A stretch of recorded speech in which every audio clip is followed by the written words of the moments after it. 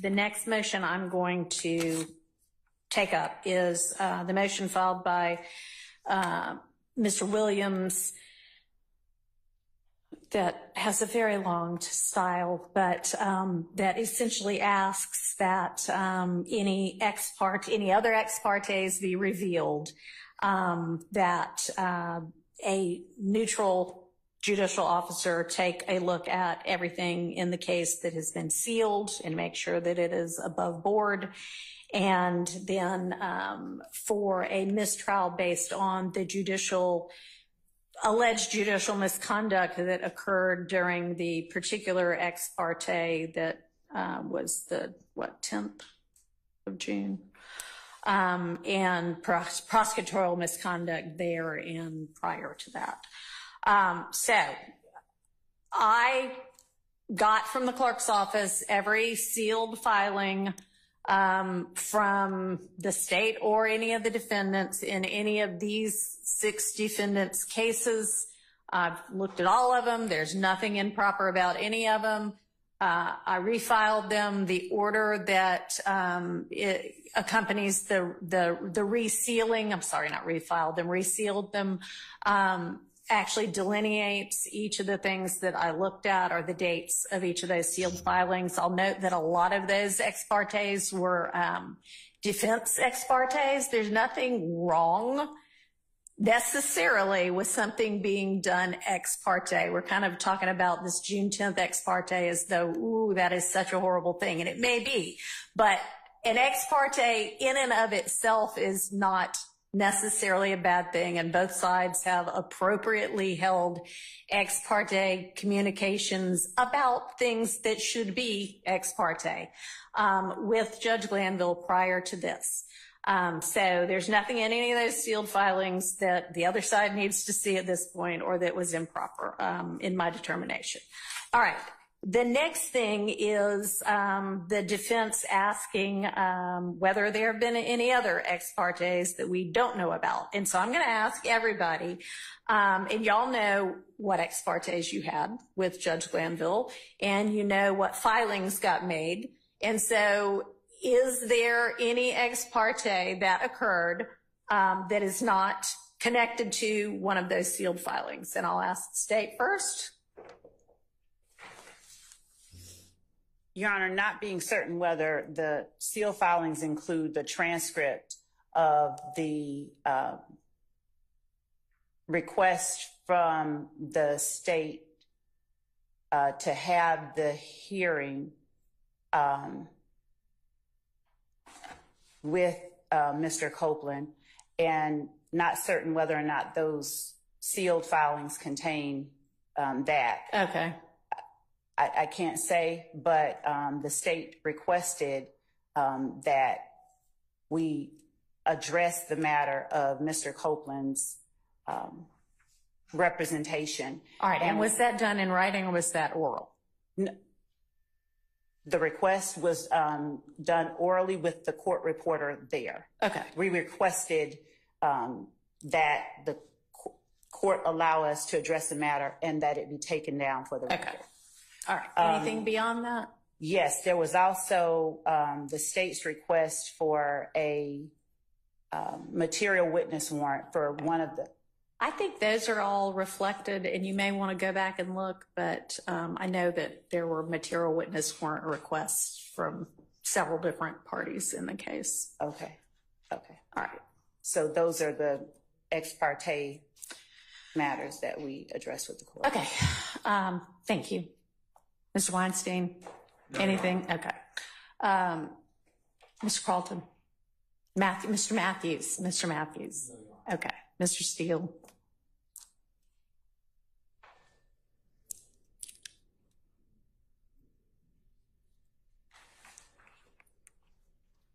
To my best memory, which I believe is accurate, there were 2 meetings with recused Judge Glanville. One was during voir dire. It is going to be the day, I could get you the date, but it's going to be the day that law enforcement executed a search warrant for the computer of the Honorable Eric Johnson. He's a lawyer in the case who's severed out now. Okay. All right. And that was announced in open court. I asked the Honorable or I asked recused Judge Glanville whether we can have an ex parte. All the parties were here, and then everyone went. So when I say everyone, all the people here went into chambers behind, and there was conversation in front of a court reporter.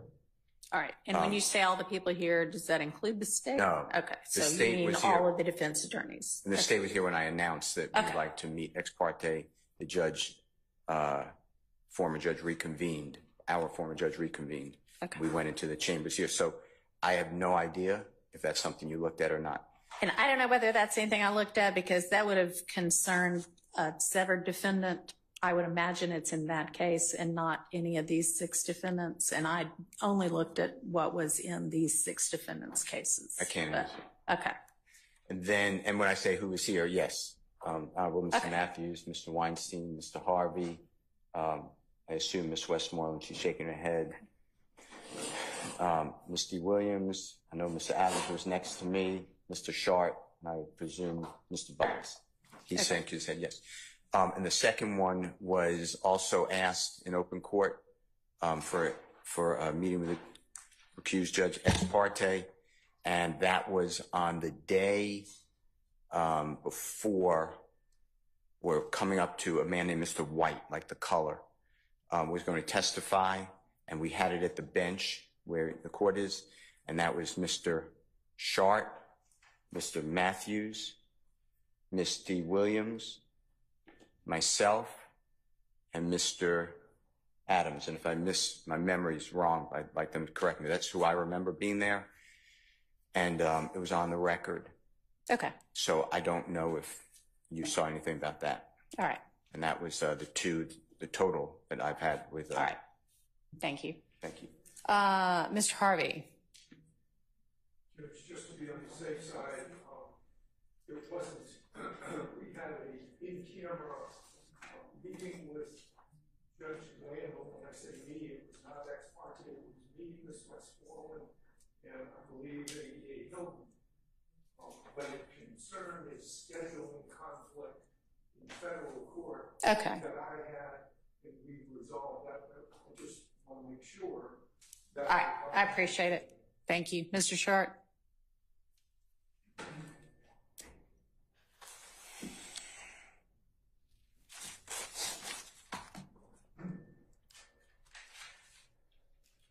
Your Honor, to the best of my recollection, I recall being with Mr. Steele in the announced ex parte regarding that gentleman, Mr. White. I also believe there was an ex parte regarding another permission to interview a separate witness who was unrepresented at the time. I believe that probably is reflected in the sealed records. I can't recall if Mr. Steele was with me or not, but that also occurred, and that would have been before the jury was sworn. That was late 2022. Okay, thank you. Mr. Steele is indicating that he was present. All right. Okay, so that takes care of that part of that motion, unless anybody wants to inquire further as to any of those. Okay. Oh, Your Honor, what's confusing to me, Your Honor, is in the transcript of the June 10th ex parte meeting that we focused on, there is, within the transcript, there's a clear indication that Judge Glanville is aware of, as Mr. Steele alluded to, questions that the state is in possession of, that they seek answers from Mr. Copeland about and wish to pass these questions on to him. There is nothing in the transcript that indicates a discussion between, I believe it was Ms. Hilton that was in possession of this list of questions. There's nothing in the transcript that indicates a conversation that even suggests how Judge Glanville would be aware of these questions, the existence of these questions. And it just leads me to the inescapable conclusion that either the transcript is not complete or there was a separate meeting that occurred, because there's just no context to it. It just doesn't make any sense to me logically. So that's my concern. All right. So I read that part of the transcript, and obviously I wasn't there, but when I read it, I just thought, I think Judge Glanville used to be a prosecutor, and he assumed surely you must have given them a list of questions. Now, I have no idea whether that's if it was just like, surely you have a list of questions, or if there had been a prior conversation, and I will ask Ms. Love that. Your Honor, I believe that since Ms. Hilton was the one present. Or Ms. Hilton. But I can say that I did hear Judge Glanville, I believe, in open court say something similar to that, but I will allow Ms. Hilton to address the specific. All right. Ms. Hilton, was there some basis from something that had already occurred for Judge Glanville to have asked that? No, Your Honor. We were very sure to only talk about what was happening, which was getting Mr. Copeland purged from his contempt. So I made it clear that we weren't going to talk about anything substantive, and to talk to the judge about any questions to me would have been substantive. So we never talked about any questions with the judge prior to Judge Glanville saying that during the meeting. All right. And was everything that occurred in that meeting, other than the times when Judge Glanville stepped out so that Mr. Copeland could talk to his own attorney and I believe talk to y'all, was everything else recorded? Yes, Your Honor. Okay. From the outset of that meeting? From the outset of the time that I entered the room, everything is recorded. Right, because you weren't there at the beginning of it. Correct. But you did not have a conversation with Judge Glanville prior to when you came into chambers and it was being taken down? Outside of the normal, how are you doing? How was lunch? Yes. Correct. Okay.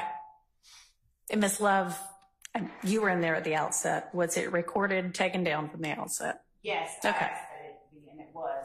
She was there from the beginning. And as I stated earlier, the only other instance that we spoke on that was also taken down. Okay. All right. And that was earlier that same morning? I think it was the Friday. The Friday before? Okay. All right. All right. So based on that, I don't find that there was any other untranscribed prior meeting between the state and Judge Glanville regarding Mr. Copeland and what they discussed in that June 10th ex parte. All right. Another part of this motion is a list of purported slights and misrepresentations by Ms. Love that I'm not going to go through in more detail. They're in the motion. I'm just going to say, Ms. Love, make sure that your representations to the court and in court are accurate and professional. All right? I will continue to do that as I have. All right. The court require all parties to make certain that that is Okay. All right. With regard to Judge Glanville's comments, I mean, he's off the case at this point. If we want to endeavor to craft some sort of instruction to the jury, I'll consider something that y'all want to present to me. But I know in particular, Mr. Steele, you took issue with apparently at some point Judge Glanville used some adjectives about you, specifically unprofessional and unprepared, that are bothersome to you, and I can understand that. I would also say that not only is that in the past, but if that was in front of the jury can see for themselves how you present, whether you're professional, whether you're prepared, and so that ought to take care of that. And this court is going to instruct the jury, just like is done in every case, that nothing that the judge says, no matter whether it's this judge or the prior judge, is evidence. It's not supposed to indicate any kind of a bias one way or another. And so I'll give those curative, or those instructions anyway, and if you want something additionally curative-wise, I'm willing to entertain that as well, okay? All right, so given that Judge Glanville is now recused from this case anyway, and I have instructed Ms. Love to conduct herself with professionalism, I am going to deny the motion for mistrial as it is sought and on the bases on which it is sought in this motion. Your Honor. Yes. I just asked for clarification whether the court is finding that there were any unprofessional or... I am not making any such finding. Thank you. Yes. I think we just, maybe I was lost for a second. I think we switched to a place where I didn't believe we were at, or I didn't understand the discussing regarding a mistrial. I didn't really understand us to be at that point in the motions yet. And I just wanted to be clear for the record, to the extent that a mistrial was denied. Mr. Stillwell, it has been we never requested a mistrial. Okay. And to the extent that a mistrial has been denied, I just want to be clear that Mr. Stillwell has not requested a mistrial. And when we were going to move on to Mr. Harvey's specific request for a mistrial. Yeah, I hadn't gotten to that one yet. Okay. All right. I appreciate that. I just want to make that clear for the record. Okay. Thank you.